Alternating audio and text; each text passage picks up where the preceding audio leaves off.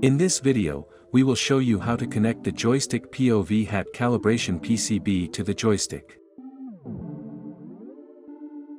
Insert one end of the cable into the joystick POV hat calibration PCB. Then, plug the other end of the cable into the 6-pin socket on the side of the joystick.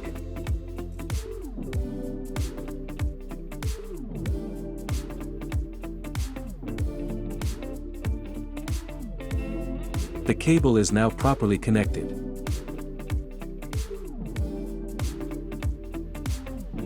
Next, reconnect the USB cable into the joystick.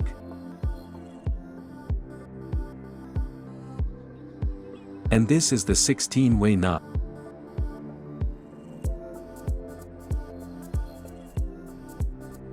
The 6-pin cable should be coming out from the side of the box and will be used for the joystick POV hat calibration PCB later. At this point, the connection of joystick POV hat calibration PCB is complete.